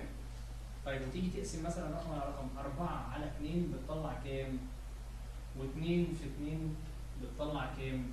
وانت عارف ان في اكسبكتد ريزلت ده معلوم بالنسبه لك. تمام؟ فلو دخلت 1 زائد 1 وانت معلوم بالنسبه لك ان النتيجه المفروض 2 وطلع لك 2 يبقى الفانكشن دي شغاله ايه؟ صح. بس الفانكشن دي شغاله صح ايه؟ لوحدها، مالهاش علاقه بالفانكشنز الثانيه. طيب والفانكشن دي لو عملت تيست عليها 2 ناقص 1 وطلعت 1 وانت الاكسبكتد ريزلت بتاعك 1 يبقى انت كده تمام. ونفس الكلام في الديفيجن وفي المالتيبليكيشن. انت ايه اللي بتعمله ده؟ انت بتمسك كل حته من السيستم كده، كل يونت من السيستم وتستها لوحدها. عارف سعيد صالح لما كان بيقول في مسرحيه العيال كبرت كل حاجه سليمه بس لوحدها. هي فعلا كل حاجه سليمه بس لوحدها، الكالكوليتر دي شغاله 10 على 10 بس كل فانكشن لوحدها. كده انت بتعمل ايه؟ يونت تيستنج. انت كده داخل جوه الكود قوي لدرجه ان انت بتمسك فانكشن صغيره كده وتتاكد انها شغاله صح. اوكي؟ طيب عديت المرحله دي، يعني ايه عديت المرحله دي؟ يعني انا عايز اتاكد ان عمليات الجمع شغاله صح. يعني ايه اتاكد ان عمليات الجمع شغاله صح؟ يعني عايز اطلع عمليه حسابيه بتقول ايه؟ 2 زائد 3 ناقص 1 بتساوي كام؟ ايه ده؟ هو الكالكوليتر ممكن تقوم بالعمليه دي؟ بس هنا في مشكله ان انا دخلت اوبريشن مع اوبريشن، فانا كده دخلت ايه؟ يونت من السيستم بتاعي مع يونت من السيستم بتاعي. فراحت عملت حاجه كده دي كده على بعضها كده اسمها موديول. موديول يعني ايه؟ يعني يونت صغيره مع يونت صغيره مع يونت صغيره مع يونت صغيره، مجموعه يونتس تروح عامله موديول من السيستم، يعني حاجه مصغره من السيستم. دي كالكوليتر بتقوم عمليات الجمع والطرح. على فكره احنا ما فيش حاجه اسمها طرح. الجمع بيشمل الجمع والطرح، والضرب بيشمل الضرب والقسمه. فالكالكوليتر يا اما بتقوم بعمليات جمع يا اما بتقوم بعمليات ايه؟ ضرب. اوكي؟ فانا عايز اعرف الكالكوليتر بيقوم بعمليات الضرب اللي هي الموديول بتاع الضرب الجمع بيعمل ايه؟ ممكن يجمع مثلا رقم زائد رقم ويطرح رقم، المفروض ان هنا الناتج يطلع كام؟ يطلع 4. فانا هعمل تيست ادخل الانبوت بتاعي للكالكوليتر للسيستم بتاعي، لو طلع 4 فعلا يبقى انا كده ايه؟ شغال الموديول شغال صح. الستيب اللي انت بتعملها دي اسمها انتجريشن. يعني ايه انتجريشن؟ انت جمعت اوبريشن مع اوبريشن او يونت مع يونت وتاكدت ان هما الاثنين مع بعض شغالين. خد بالك ان انت قبل كده كنت اتاكدت ان كل واحده فيهم شغاله ايه؟ لوحدها. طيب عديت الستيب الاولانيه وعديت الستيب الثانيه كده انتجريشن. طيب يجي واحد يقول لي معلش هنعقدها بقى شويه. نعقدها شويه ازاي؟ هقول لك اعمل لي العمليه دي 2 في 3 ناقص 3 في 4 بتساوي كام؟ المفروض تطلع ماينس 6. ايه ده؟ لا تاخد بالك ده هنا في اوبريشن من الموديول ده وهنا في اوبريشن من الموديول ده. هتطبق بقى الكلام ده ازاي؟ المفروض انك هتجمع موديول مع موديول، مش يونت بقى مع يونت، لا ده موديول مع موديول. طب موديول مع موديول مع موديول مع موديول يطلع لك ايه؟ سيستم. ده السيستم بتاع الكالكوليتر. مش المفروض ان الكالكوليتر في الاخر تقوم باي عمليه جمع او اي عمليه طرح او اي عمليه ضرب او اي عمليه قسمه او اي عمليه تجمع ما بين العمليات دي كلها في عمليه واحده او اي منهم، صح؟ يعني جمع مع طرح، جمع مع ضرب، جمع مع قسمه، طرح مع ضرب، طرح مع قسمه، طرح مع جمع بس، ضرب مع جمع بس. تمام؟ المفروض انك تعمل الكومباينيشنز بتاعتك من العمليات اللي متاحه قدامي، الفانكشنز بتاعت السيستم، وتجمعها على بعضها عشان تطلع سيستم في الاخر. لو السيستم طلع النتيجه اللي المفروض يعملها يبقى السيستم ده شغال ايه؟ صح. انت كده عملت ايه؟ سيستم تيستنج. طيب كده انت تمام 10 على 10. مين اللي طلب منك السيستم ده؟ كاستمر. خد السيستم بتاعك، شنطك، الدوكيومنتس بتاعتك اللي بتثبت ان انت عملت تيست على الكلام ده، ووريته بقى العمليات وقول له بص اهو، بص انا فين، انا عايز اوريك حاجه. لما دخلت 1 زائد 1 كان المفروض يطلع لي 2، اهو حضرتك جرب. ادي الكالكوليتر 1 زائد 1 بتساوي كام؟ طلع لك 2 ولا ما طلعلكش؟ اهو 10 على 10. يبقى انا كده عملت لك يونت تيستنج على الفانكشن بتاعت الايه؟ الاديشن. طيب تعالى يا فندم نجرب السبتراكشن، الطرح. انا عامل لك 2 ناقص 1، المفروض ان الريكوايرمنتس بتقول انها تطلع 1. جرب يا فندم كده 2 ناقص 1 طلع 1، يبقى انا كده عملت ايه؟ عملت يونت تيستنج على السبتراكشن. طب تعالى يا فندم بقى ننقل على المرحله اللي بعدها الليفل اللي بعده من التستنج ان انا اعمل لك انتجريشن ما بين التو اوبريشنز دول، هدخلك الجمع والطرح في عمليه واحده، عشان ده كده اسمه الموديول بتاع الاديشن والسبتراكشن. وهعمل نفس الكلام على المالتيبليكيشن والديفيجن عشان اعمل الموديول بتاع المالتيبليكيشن جوه الكالكوليتر واطبق. طلعت النتيجه الاكسبكتد ريزلت، يبقى انا كده المفروض عملت ايه؟ انتجريشن تيستنج. طيب فانا تعالى بقى اعمل لك عمليه حسابيه معقده ادخلك فيها الاديشن والسبتراكشن والمالتيبليكيشن والديفيجن في عمليه واحده، والاكسبكتد ريزلت المفروض حسب الريكويرمنتس اللي انت اديتها لي انها كذا. طلعت ولا ما طلعتش؟ طلعت يا فندم، يبقى انا كده عملت ايه؟ سيستم تيستنج. شايف الستبس اللي انا عمال بعملها دي؟ انا كده كاني بعيد التستنج اللي انا عملته، بس معنى انك تعيده قدام الكاستمر يبقى انت كده بتعمل اكسبتنس. انت عايز تاخد من الكاستمر بيقول ايه؟ I accept this software. انتهى الامر. اوكي؟ عرفنا الليفلز بتاعت التستنج؟ طيب تفتكر اليونت تيستنج ده بيتعمل في الاول ولا في الاخر؟ في الاول خالص، وانا بعمل الديفلوبمنت، بس بعد حاجه معينه. بعد ايه؟ بعد ما الكود يكون اتكتب، بعد الفانكشن تكون اتقفلت. يعني ما ينفعش اكتب سطرين كود واقول للتستر خش اكتب لي تيست كيس على الحته دي، خش اعمل تيست على الحته دي شغاله صح ولا لا. لا، لازم الفانكشن تكون كامله خلصانه قدامي عشان اقدر ادخل لها انبوت، استنى منها اوتبوت اكسبكتد ريزلت، واتاكد ان الاكسبكتد ريزلت ده صح ولا لا. اوكي؟ طيب عرفنا التستنج ليفلز، في اي مشاكل فيهم؟ شرح سريع ولا محمد؟ اوكي. طيب عشان ناكد بقى على الحته دي، الليفلز دي في رسمه كده صغيره احنا رسمها ليها علاقه بالفيزز بتاعت الديفلوبمنت لايف سايكل.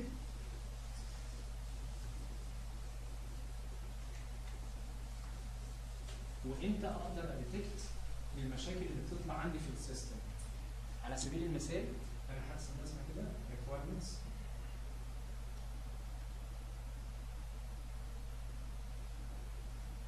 تمام، وكده system specifications، وبعد كده our software mesh design،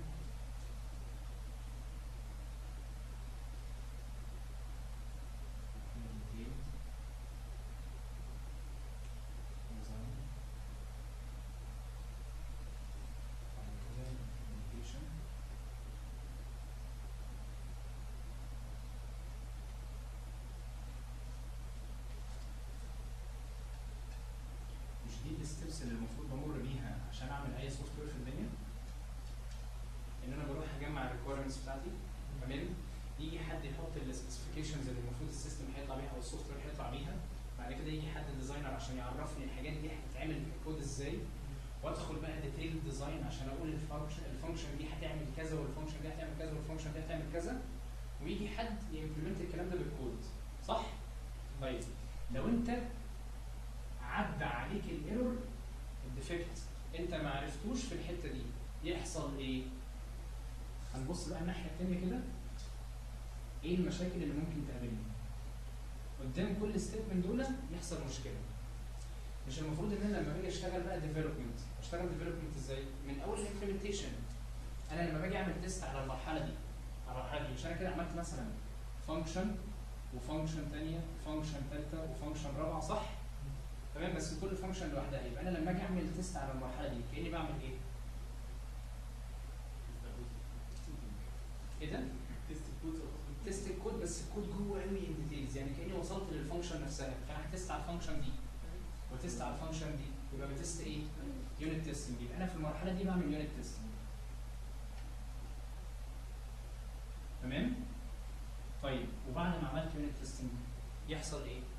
المفروض ان انا بجمع الفانكشن دي مع الفانكشن دي يقوموا بفانكشن مع بعض، والفانكشن دي مع الفانكشن دي يقوموا بفانكشن مع بعض. ده كده كان اسمه ايه؟ لا، كان اسمه موديول، صح؟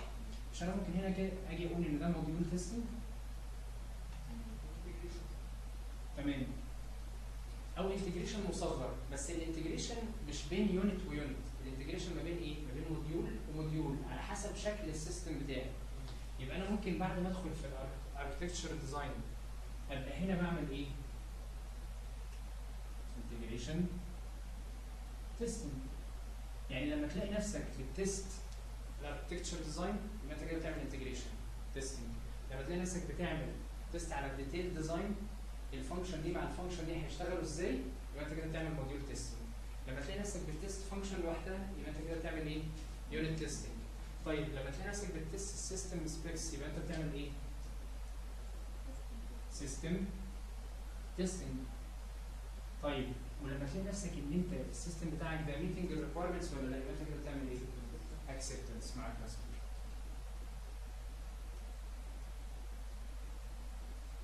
اوكي؟ عرفنا كل ستيب في الديفلوبمنت اقدر ابص قدامها ايه نوع التستنج اللي انا بعمله قصاد الستيب دي اللي الكورسبوندنج ليها او المقابل ليها. عكس السوفت وير ديفلوبمنت. الله ينور عليك. يبقى المفروض الديفلوبر يدخل يكتب الكود، اول ما يخلص الفانكشن الاولانيه دي يروح باعت للتستر يقول له لو سمحت اكتب لي التست بروسيس بتاعتك اللي هتست الحته دي. يبقى هو كده بيعمل ايه تستر؟ يونت تيستنج. طيب الديفلوبر راح مخلص دي واداها للتستر وعمل تيست عليها، وخلص دي واداها للتستر وعمل تيست عليها، هو عارف ان الاثنين دول ليهم علاقه ببعض، فيروح عامل ايه؟ ينده للتستر لو سمحت اعمل لي بقى التست اللي يتست الاثنين دول مع بعض. ده انا كده طلعت بقى ديتيل ديزاين، انا كده مش فانكشن واحده بس، لا ده في فانكشن ثانيه ليها علاقه بيها. يعني زي مثلا كده جوه السيستم بتاعي بعمل ايه؟ فانكشن بيدخل لها 2 انبوت بتروح مطلعه 2 اوتبوت، في اوتبوت منهم يروح رايح على فانكشن ثانيه يدخل انبوت في فانكشن ثانيه، فكده في علاقه ما بين تو فانكشنز. انا عايز اجرب بقى ان اللي داخل من هنا لما خرج من هنا طلع على الفانكشن الثاني راح مطلع لي اوتبوت. فانا كده دخلت تو فانكشنز مع بعض، ده كده ديتيل ديزاين. يبقى كده انا بعمل ايه؟ موديول تيستنج. تمام؟ وافضل ماشي ستيب ورا الثانيه ستيب ورا الثانيه لحد لما اوصل للاكسبتنس، يبقى انا كده سلمت السوفت وير بتاعي ايه؟ سليم. في مشاكل؟ طيب هتست ازاي؟ يعني ايه هتست ازاي؟ يعني انا وانا بمسك الفانكشن دي لوحدها كده ايه الطريقه اللي هتست بيها الفانكشن؟ المفروض ان انا احددها انبوت واستنى منها اوتبوت معين، المفروض ان انا عارف ان هو كذا. لو طلع الاوتبوت ده الاكسبكتد ريزلت يبقى كده انا شغال صح. طب لو ما طلعش الاكسبكتد ريزلت يبقى في حاجه غلط. عايز اديتكت الغلط ده فين واعرفه. عشان اقدر اعمل الكلام ده في ميثودولوجيز او طرق للتستنج هنتكلم عنها جنرال اوفر فيو كده. طبعا على فكره احنا جوه الكورس هنيجي بقى كلمه يونت تيستنج دي هنمسكها لوحدها، كلمه انتجريشن تيستنج لوحدها بكل الطرق بتاعتها، كل الميثودولوجيز اللي ممكن تطبق فيها. تمام؟ هندخل فيها ان ديتيلز. ايه بقى التستنج؟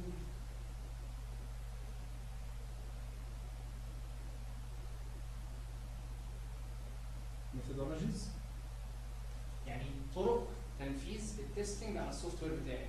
في طريقه اسمها بلاك بوكس، وفي طريقه اكيد طالما بلاك بوكس يبقى اكيد ايه؟ وايت بوكس. كان نفسي اقول ريد بوكس بس ايه؟ عشان ما نزعلش يحيى وعشان يحيى زملكاوي. تمام؟ بلاك بوكس ووايت بوكس، وحاجه اسمها انكريمنتال، حاجه اسمها ثريد تيستنج. يعني بلاك بوكس تيستنج، وايت بوكس تيستنج، انكريمنتال تيستنج، وثريد تيستنج. اوكي؟ ايه الفكره في بلاك بوكس ووايت بوكس؟ هو انت اول ما بقول قدامك كلمه الصندوق الاسود، يعني ايه الصندوق الاسود؟ مش دي يعني ترجمه كلمه بلاك بوكس؟ انت اول ما بتسمع كلمه الصندوق الاسود ايه اول حاجه بتخطر في بالك؟ يعني طب وبعدين يعني ايه الطياره؟ ليه بيقولوا على الحاجه دي اللي جوه الطياره صندوق اسود؟ بعرف منها لو في اي مشكله حصلت بعرف منها المعلومه. ماشي، بس هو ليه اسمها صندوق اسود؟ عشان لونه اسود؟ محدش يقدر يفتحها. ولا عشان المحتوى بتاعه مش معروف؟ عشان المحتوى بتاعه مش معروف. طب ليه الصندوق بتاع الانتخابات بيبقى لونه ابيض؟ عشان عارف ايه اللي جواه، صح؟ بص بقى لو جيت تطبق الكونسيبت ده على الكود، لو قلت على الكود بتاعي ان انا هستخدم معاه البلاك بوكس تيستنج، يعني انا هتست الفانكشن دي من غير ما اعرف الفانكشن دي بتتعمل ازاي. يعني مش عايز اعرف الفانكشن دي جوه بتتكتب كود ازاي. طب تفتكر اللي هيستخدم البلاك بوكس تيستنج ده الميثودولوجي دي محتاج يكون عنده خلفيه عن الديفلوبمنت، عن لغه البرمجه اللي تم استخدامها في تيست الابلكيشن ده؟ خالص. لان انا هستخدم ميثودولوجي ملهاش اي علاقه بالديفلوبمنت، انا مش هدخل جوه الكود وتست عليه. اوكي؟ طب امال ايه الوايت بوكس تيستنج؟ احنا بنقول بجنرال اوفر فيو، لكن جوه بقى البلاك بوكس ده فيه انواع، وجوه الوايت بوكس ده فيه انواع، هندخل الديتيلز جوه الكورس ده.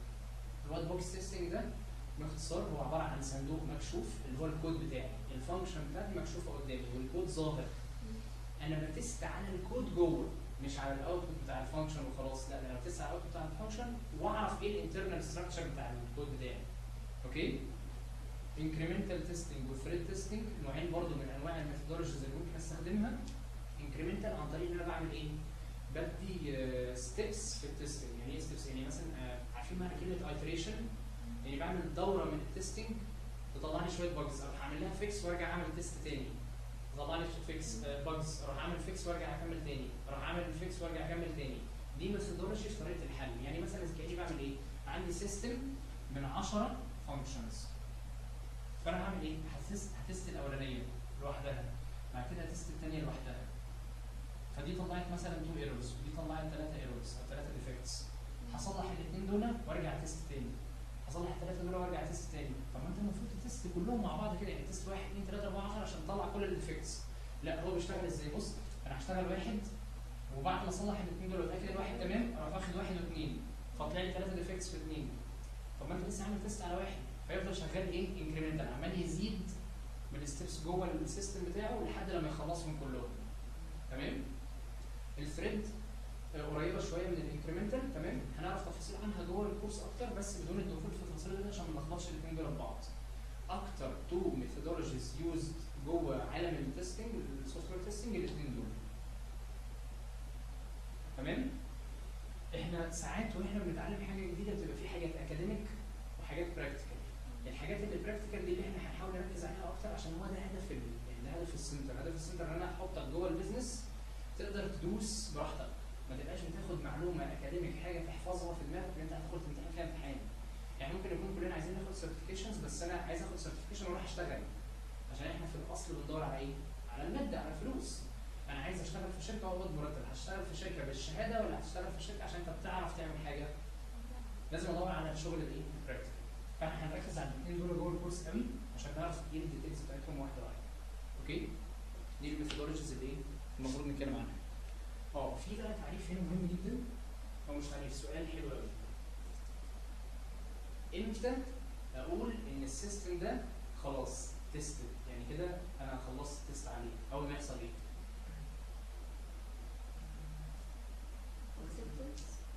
ماشي، يعني اول ما اخلص الاكسبتنس تيست. طب مش الاكسبتنس تيست ومضيت الكاستمر، تمام؟ طيب انا عايز بقى قبل ما اروح للكاستمر واعمل الاكسبتنس تيست دي، انا عايز اعرف امتى اقول ان انا كده اقدر اروح اقعد مع الكاستمر واعمل الاكسبتنس تيست. انا عايز اعرف امتى اوصل للمرحله دي بناء على ايه؟ في تيستنج ومفيش حاجه خالص. عملت تيستنج ومفيش حاجه خالص. طب افرض ان التيست بروسيس اللي انا كتبتها دي ما كانتش بتغطي كل حاجه المفروض ان الكاستمر طالبها. يبقى انا المفروض ارجع تاني للريكويرمنتس واشوف كل واحده انا غطيتها في التيستنج دي ولا لا. الله ينور عليك. شايفين كلمه غطيتها دي؟ غطيتها يعني ايه؟ انا اقول وين تيستنج ده سؤال is enough، يعني انت اقول ان خلاص كفايه تيستنج كده وانا كده مكتفي بالمرحله دي.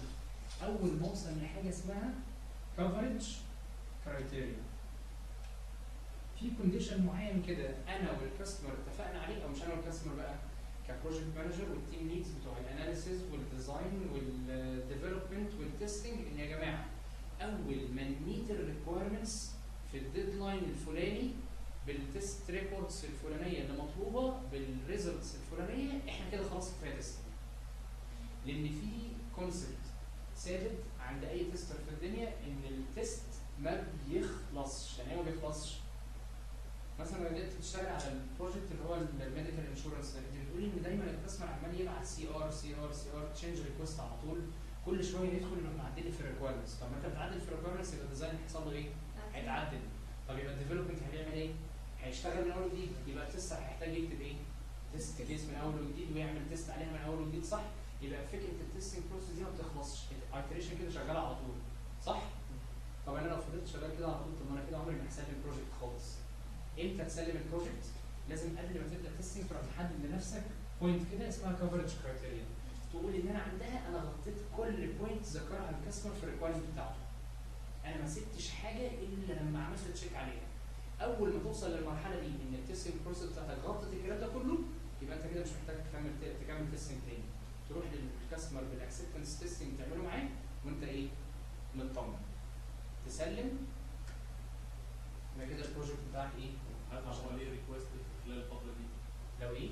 هو ليه ريكوست اسمه ليه ريكوست؟ خلاص تشينج ريكوست وتشتغل على حاجه تشينج ريكوست، تغير الريكوايرمنتس، تغير الديزاين، تيم الديفلوبمنت تشتغل، انتجريت الكلام ده معاك. احنا اشتغل قبل كده ايه؟ السايكل من جديد. السايكل من جديد، الله ينور عليك. وعلى فكره التشينج ريكوست ده الكاستمر بيخاف منه جدا، ليه؟ عشان بيدفع فيه فلوس مضاعفه.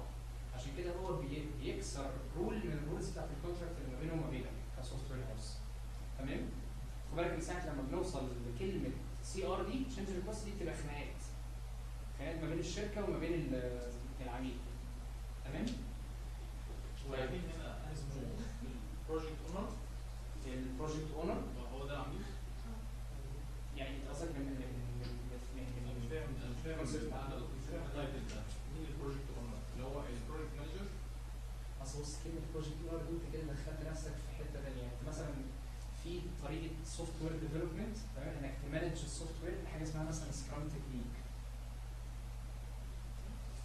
انا مش عايز ادخل في التفاصيل. بص في طرق كتير انك تمانج البروجكت اللي انت بتعمله ديفلوبمنت. في مثلا حاجه اسمها اجايل ميثودولوجي. اجايل ميثودولوجي دي بتقسم البروجكت لتيمز، كل تيم ليه تيم ليد والناس كلها تشتغل مع بعضها. السكرام ميثودولوجي بتقول ان مفيش حاجه اسمها تيم ليد. يعني احنا ممكن نكون بيننا وبين بعض كده مثلا احمد تيم ليد علينا كلنا، بس احنا بيننا وبين بعض مفيش حاجه اسمها تيم ليد. ولازم كل يوم نقعد مع بعض ستاند اب ميتنج لمده 10 دقائق. ستاند اب ميتنج بمعنى ستاند اب يعني كلنا نقف 10 دقائق، احمد يقف يقول ايه المشاكل اللي قابلته امبارح وعمل فيها ايه التاسكات اللي كانت مطلوبه منه امبارح ونفذها ولا ما نفذهاش، لو في حاجه لسه اوتستاندنج او بيندنج لحد دلوقتي يقول هي ايه، ولو محتاج مساعده من حد في التيم يوجه مباشره الايه السؤال للحد ده. احمد يقول الكلام ده في دقيقتين، ويحيى في دقيقتين، وبيدات في دقيقتين، وسعد في دقيقتين، ومحمد في دقيقتين. ادي 10 دقائق اللي هي الستاند اب ميتنج اللي ما بين التيم ككل. ده السكرام مثلا ميثودولوجي. السكرام ميثودولوجي ده لما تيجي تعرف حد اسمها بروجكت اونر كده او برودكت اونر مثلا، هنا ده اللي هو تعريف البروجكت مانجر. عشان المفروض بعد ما بخلص السوفت وير ده كله اروح مسلمه للبروجكت مانجر، هو اللي هيروح يقعد مع الكاستمر. تمام؟ عشان كده بقول لك انه وارد ان التعريف هنا يبقى حاجه، التعريف هنا يبقى حاجه، التعريف هنا يبقى حاجه. فلازم اعرف انا شغال بالميثودولوجي دي عشان اقدر بناء عليها اقول لك التعريف المناسب. فانت ما تشغلش نفسك بتعريفات قد ما تشغل نفسك بالبيزنس. انا سمعت التايتل ده قلت هو بتاع كاستمر، هو ده كاستمر هو اللي لا مش شرط. في السكرام البرودكت اونر مش البروجكت اونر بقى، البرودكت اونر هو البروجكت مانجر اللي احنا يعني جرب على ان احنا نقول اللي هو البيج بوس بتاع التيم ليدز كلهم. تمام؟ طيب في تيرمز كده واحنا شغالين جوه الكورس هنسمعها. خلينا نمسح دي. يعني ايه تيست سيت؟ يعني ايه تيست كيس؟ باختصار كده تيست سيت دي هي جمع الكلمه دي. فانا عشان اعرف ايه دي لازم اعرف الكلمه دي الاول عشان اقول ان دي لما بجمعها تبقى تيست سيت. ايه التيست كيس دي؟ عباره عن مجموعه من الستبس او البروسيجرز، يعني خطوات او بعض الاجراءات to be followed، يعني المفروض ان انا همشي عليها. تمام؟ بس هيكون معايا شويه حاجات input و expected output وشويه conditions تحكم الانبوت ده وهو داخل وتحكم الاوتبوت ده وهو خارج علشان meet achieve objectives. يعني ايه؟ يعني المفروض ان انا هكتب حاجه اسمها تيست كيس، يعني عباره عن مجموعه من الخطوات بتقول لي ان انت المفروض تدخل الفانكشن الفلانيه انبوت كذا بالصوره الفلانيه. يعني ايه بالصوره الفلانيه؟ يعني بالشرط الفلاني، الكونديشن ده، عشان لازم يطلع لك اكسبكتد ريزلت شكله كذا. طب وايه الهدف من ده كله؟ عشان انت بتست حته ان الفانكشن اللي بتعمل اديشن جوه الكالكوليتور دي لما بتدخلها 1 زائد 2 بتطلع لك 3 ولا ما بتطلعش 3؟ يبقى انت دخلت 1 زائد 2 ده الانبوت، والكونديشن بتاعك بيقول ايه؟ بيقول ان لازم الانبوت ده يدخل في صوره انتجر. طيب والاوتبوت اللي هيطلع لك شكله ايه؟ الاوتبوت اللي هيطلع عليه 3 عشان تبيت اوبجيكتيف. الاوبجيكتيف بتاعك اللي هو ايه؟ ان انت فعلا عمليه الاديشن بتتم صح. 1 زائد 2 بتساوي 3 مش بتساوي 4. الكلام اللي انا بقوله ده هي الستبس اللي بناخدها عشان ندخل انبوت بكونديشنز معينه يطلع لي اوتبوت عشان يميت اوبجيكتيف او يتشيف اوبجيكتيف معين. دي كده تيست كيس. تمام؟ يبقى مجموعه من الخطوات بتتكتب عشان اوصل لهدف معين عن طريق ان انا بدخل انبوت بكونديشنز معينه اخد منه اكسبكتد ريزلت. اوكي؟ طيب اي سيستم في الدنيا ما بيكتبش تيست كيس واحده، التيست كيس بالتيست فانكشن بالتيست اوبريشن، صح؟ طب لو كتبت مثلا 10 تيست كيسز عشان يشتغلوا على مجموعه فانكشنز ليها علاقه ببعضها، دي كده اسمها ايه؟ تيست سيت. يعني تيست سيت دي هي مجموعه تيست كيسز مع بعضها بتقوم بوظيفه معينه. اوكي؟ دي برضه تيرمز من التيرمز اللي هتبقى شغاله معانا على طول. بعد كده سؤالين بقى مهمين جدا وايه نختم بقى اليوم without بريكس بقى عشان هي ما نأخرش اكتر من كده.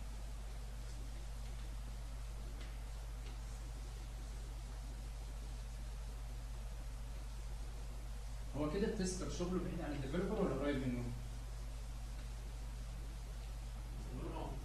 ايه؟ الله ينور عليك، انا عايز بقى الجمله دي بيكملوا بعض، هم مش ضد بعض.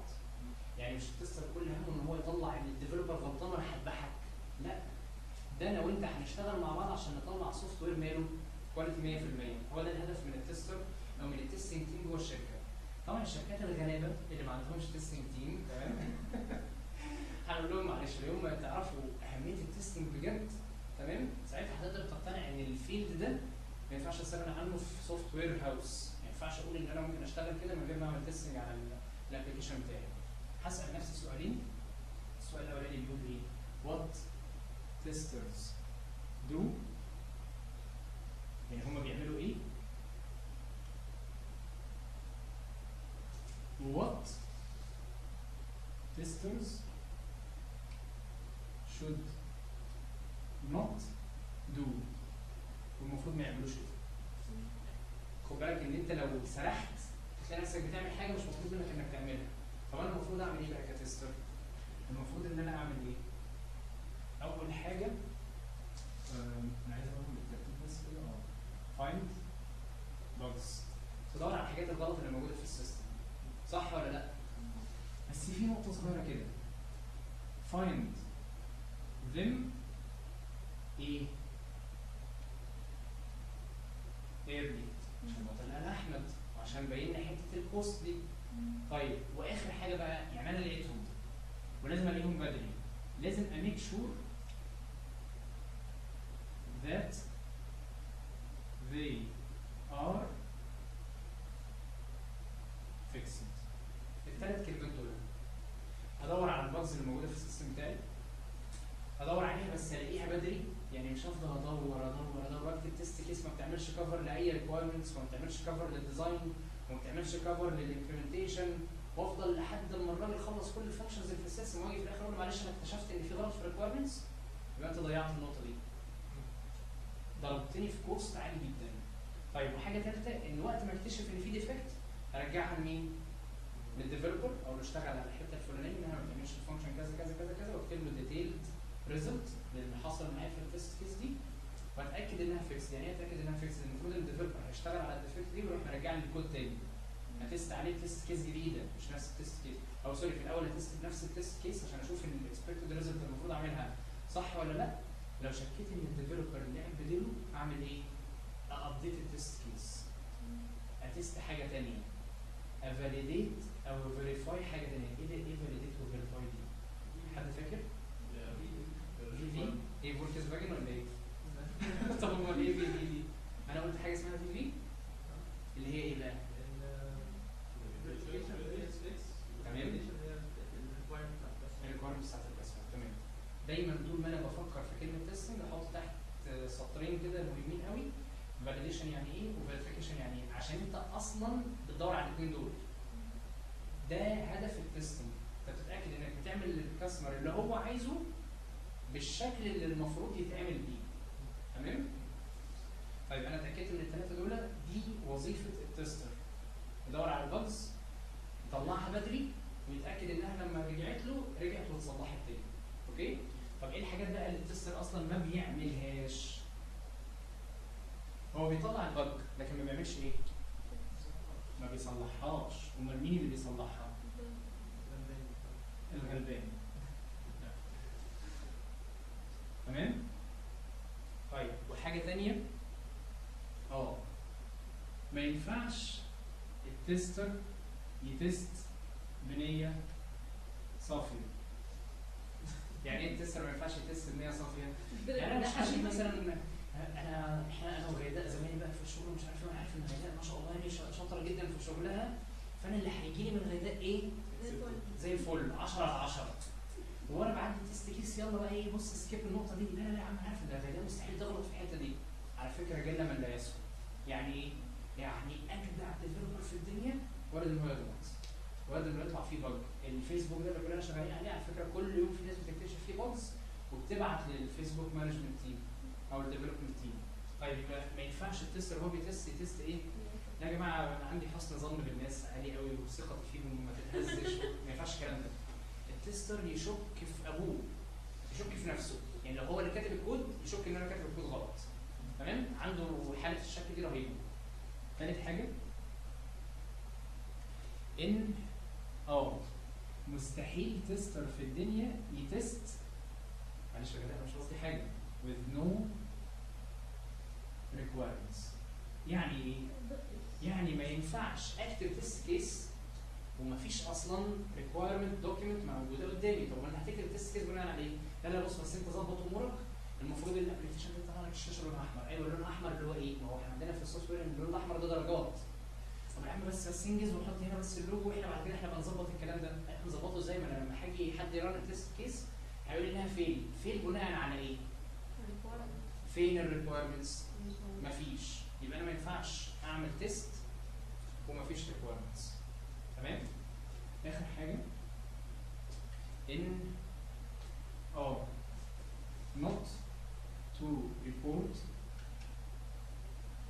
obvious bugs. يعني في انواع من الباجز كده بتطلع في وسط السيستم وانا عمال بعمل تيست عليها، لو قلت ايه لا لا لا لا زي ما يحيى بيقول كده فوت دي دلوقتي. احنا عشان لما هنيجي نعمل بعد كده انتجريشن تيستنج هنبقى نمسكها ونتاكد منها. لو فوتها دلوقتي البج على البج على البج على البج على البج على البج تعمل ايه في السيستم؟ فيلير. ممكن تفلت منك بج وتنساها، ممكن تفلت منك 10 بج وتنساها، ممكن تعدي عليك حته وانت ما عملتلهاش كفر وانت بتكتب التست كيس تلاقي الدنيا ضربت منك. تمام؟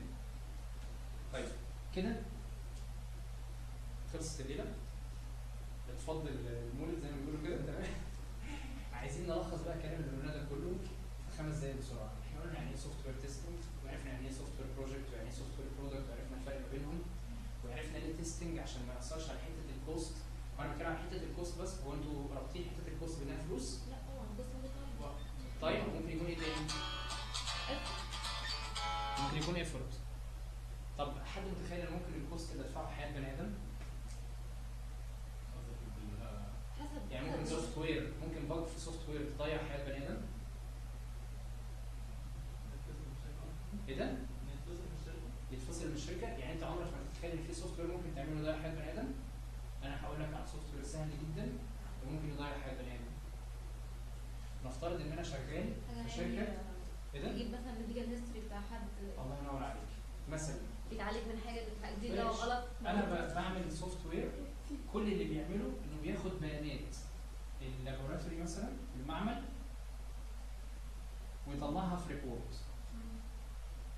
فمثلا كتب نسبة الحموضة مثلا الاسيديتي اللي موجودة مثلا في اليورين طلعت مش عارف مثلا 0.003%. المفروض انها كده. شوف انا بدخل الديتيلز قوي جوه تفاصيل طبية كده، بس احنا عادي احنا ممكن نعمل سوفت وير كده صح؟ السيستم وهو بيطبع الريبورت بدل ما طبعها كده راح طابعها كده. الدكتور جه بص يا نهار اسود ايه ده؟ المريض ده نسبة الحموضة عنده في اليورين وصلت كذا، الحق يديله الدواء الايه؟ الفلاني. رغم ان الرينج ده اصلا ده جوه الاكسبتد رينج. يعني الراجل ده مش مريض ولا حاجة، الراجل ده 100 فل و14، رحت انت مديله دواء عشان ينزل الحموضة اللي في اليورين عنده، يروح حاصل ايه؟ يحصل مثلا مضاعفات، الراجل يعيا، ما نفهمش هو عيا ليه، عشان احنا ادينا له دواء غلط، نتيجة ريبورت طبعا غلط، عشان حتة بج ولا ليها اي لازمة في السوفت وير ان حولت الديسمال ل3 مش عارف كذا، راحت مقرباه كأنه ضرب الرقم في 1000. يعني ده اللي حصل بس. غلطه من ديفلوبر وتستر عدت منه ضيعت حياه بني ادم. وممكن حاجه ثانيه، دي كيس صعبه شويه، ممكن سيستم تاني، سيستم مثلا لاداره الحدود، بوردر مانجمنت مثلا.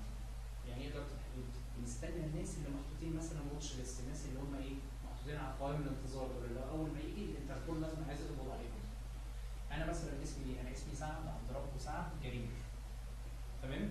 في واحد محطوط على قوائم الانتظار اسمه سعد عبد ربه سعد جدير مثلا، اوكي؟ حصل مشكله في السوفت وير انه ما قدرش يفرق ما بين كلمه جدير وجرير. فانا وانا داخل المطار قال لي تعالى ده انت الراجل ده، يا عم يهديك يرضيك انا مش الراجل ده. طلع الراجل ده محكوم عليه بايه؟ باعدام. مفروض ان مثلا مش قضيه ما فيهاش مجال للشك، كده انا لبست القضيه شكرا بالسلامه، ممكن في ظرف اسبوع تاني تالت ما اقدرش اثبت اي حاجه يتنفذ الحكم، صح؟ عشان غلطه في ان الديفلوبر وهو بيعمل فاليديشن على ان الانبوت اللي داخل هو ده ولا مش ده، ممكن يكون حصل ايه؟ الراجل اللي هو بتاع الجوازات هو بيدخل اسمه يقول له اسمك ايه؟ يقول له سعد عبد الله سعد جرير، فسمعها جرير راح كاتب دال وداس انتر وخد البصمات بتاعتي، كده انا هو الراجل اللي انتوا عايزينه ده. ضاعت الدنيا، صح؟ اخد بالي ان الكوست بتاع السوفت وير ده لو ان انا ما عملتش تيستنج وارد انه يكون حياه بني ادم، مش مجرد ان هو فلوس بدفعها او تايم او ايفورت زي ما احنا بنقول، لا ممكن تكون حاجات غاليه قوي. طيب عرفنا ليه بقى تيستنج؟ عرفنا الليفلز بتاعت التستنج ان هو يونت وانتجريشن وسيستم واكسبتنس تيستنج، وعرفنا الفرق ما بينهم. عرفنا السوفت وير ديفلوبمنت لايف سايكل والعلاقه ما بين كل فيز في السوفت وير ديفلوبمنت لايف سايكل والتستنج ليفلز. عرفنا الميثودولوجيز اللي ممكن نستخدمها جوه التستنج اللي هي البلاك بوكس والوايت بوكس، دول اللي هنهتم بيهم قوي، والانكريمنتال والثريد تيستنج. عرفنا ايه اللي بيعمله التستر وايه اللي ما بيعملوش التستر، تمام؟ عرفنا ايه تاني؟ امتى اقول ان التستنج انف؟ اول ما اوصل لحاجه اسمها كفرج كرايتيريا. عرفنا يعني ايه تيست سيت ويعني ايه تيست كيس ويعني ايه ديفكت او ايرور، وايه الفرق بين الفاليديشن والفيريفيكيشن، تمام؟ ده اللي احنا قلناه النهارده، ده باختصار كده زي جنرال اوفر فيو للكورس بتاعنا. اتمنى ان شاء الله نشوفكم يوم الاحد، تمام؟ اتفضل يا باشا. طيب انا كديفلوبر ان انا عايز ابقى تيستر، انت كنت ديفلوبر بتبقى تيستر، النقله دي سهله؟ سهله جدا، صعبة؟ سهله جدا. ليه بقى؟ جميله ولا مش جميله؟ هي جميله في حاجه، انت بتحب البروجرامينج كده، ما انت كده مش هتشتغل بروجرامينج خالص، بس هيجي عليك وقت في مراحل معينه في التستنج انك هتحتاج تتست. ايه ده؟ بص في الكود. لا ده انا مش هبص في الكود، هتست بالكود. يعني ايه هتست بالكود؟ يعني هكتب فانكشن تتست فانكشن، بس ده حاجه ادفانسد ليفل من التستنج. احنا حجم البيزنس اللي كلنا بنشتغل فيه دلوقتي نظرا لعدد سنوات الخبره اللي احنا بنتكلم فيها ما يحتكش بالموضوع ده دلوقتي، هتاخد يعني مراحل كده شويه على ما توصل للنقطه دي. طب نلخص الموضوع ده كله في ايه؟ في ان انت بعد ما هتخلص الكورس معانا اللي المفروض هو هنا، انت بتبقى مؤهل انك تدخل تمتحن حاجه اسمها ISTQB International Software Testing Qualification Board Exam. دي مقسومه لامتحانين، حاجه فاونديشن ليفل وحاجه ادفانسد، تمام؟ الفاونديشن ليفل هو تلخيص كل اللي احنا قلناه ده النهارده، يعني اللي احنا قلناه ده التلخيص بتاع الفاونديشن ليفل، بس هندخل بقى الديتيلز، يعني ايه بلاك بوكس، يعني ايه تيستنج، والفيريفيكيشن ده ليه انواع، والفاليديشن ده ليه انواع، وامتى تيستنج، طب الكفرج كرايتيريا دي بتتحدد بناء على ايه، طب ايه التكنيكس المستخدمه، ايه الميثودولوجيز. نبدا بقى نفصل الكلام ده واحده واحده. اوكي؟ ده الفاونديشن ليفل. انت بتاخد شهادتين لو عايز تكمل في التراك انك تستر، المفروض انك تبقى ISTQB سيرتيفايد، زي مثلا انا سيرتيفايد فاونديشن ليفل، تمام؟ انا ليه وقفت عند الفاونديشن ليفل وما خدتش الادفانسد؟ عشان انا يعني كنت شغال فتره كبيره تيستنج، وبعد كده اتنقلت بقيت تيم ليد لتيم، التيم ده فيه ديفلوبمنت وفيه تيستنج، فخلاص انا اتشغلت بحته مانجيريال شويه، ما ينفعش ايه يعني اكمل في تراك، لازم ابقى بمانج ده ومانج ايه ده، يعني لا ابعد عن التيستنج قوي ولا ابعد عن الديفلوبمنت قوي، لازم ابقى حاطط ايدي في الاثنين عشان اقدر امانج التيم. الناس اللي بتعمل حاجه فيها لها علاقه بالتستنج، بيرايت تيست كيس او بريفيو تيست كيس، زي الراجل اللي بيعمل ديفلوبمنت او بيعمل تيستنج، اتاكد ان الديفلوبمنت بتاعه ماشي ايه او البرزنتيشن ماشي صح. لو انت خلاص خدت تراك انك هتكمل كتستر، اي ريكومند انك تاخد الفاونديشن ليفل اي اس كيو بي، تمام، معانا وتمتحنها، امتحانها في مكان اسمه سيك، تمام، اللي هو سوفت وير انجينيرنج كومبتيتيف سنتر في سمارت فيلج اللي هي تبع اكيدا، تمام. دول بيعملوا الامتحان كل شهر، هو يوم واحد في الشهر بس، تمام. لازم تبقى حاجز الامتحان من قبلها بشهر او شهرين، عشان في 30 واحد بس في مصر كلها هم اللي مسموح لهم يعملوا الامتحان في الوقت ده. يعني مصر مرخص لها من الاي اس كيو بي اللي هي الانترناشونال ان 30 واحد في كل شهر هم اللي يمتحنوا، تمام. يمتحن سواء الفاونديشن او الايه او الادفانسد. بيبقى السكوب بتاعه ايه؟ عادي، بص ما تشغلش بالك بفكره السكور، الفكره كلها بس ان انت تبقى جاهز للتست يوم ما خلاص تاخد قرار ان انت هتروح تمتحن. احنا بلد مش بتاعه شهادات قوي زي ما انت متخيل. يعني انا لما جيت اشتغلت انا ما كنتش سيرتيفايد، لما جيت اشتغلت لسه في الشركه اللي انا شغال فيها ما كنتش سيرتيفايد اي اس كيو بي. الشركه خلتني ابقى سيرتيفايد ليه؟ عشان البروجكت اللي انا شغال فيه يتطلب ان انا لازم ابقى سيرتيفايد. فالشركه هي اللي ادتني الكورس، ورحت خدت الكورس مخصوص رغم ان انا اوريدي عارف الكورس ده. رحت خدت الكورس وامتحنت عشان اقدر اكمل في البروجكت ده. وصلت؟ مش لازم اشغل نفسي بالشهادات قد ما اشغل نفسي بالبراكتيكال نوليدج، الفايده او المعرفه العلميه الحقيقيه اللي هي العمليه دي اهم حاجه من موضوع الشهادات. انا ممكن يكون انا ممكن اكون سيرتيفايد جافا وسيرتيفايد تيستنج وسيرتيفايد ام سي تي اس اللي هي الام كاد مثلا، تمام، بس انا ما بشتغلش كل ده. انا ممكن اكون بشتغل بشهاده واحده بس فيهم، يبقى يا فرحتي وانا عمال اجمع شهادات شهادات شهادات شهادات، الشهادات دي بدفع فيها فلوس. لا، انت شوف الماركت طالب ايه دلوقتي، ركز واعمل فوكس جامد قوي على الحته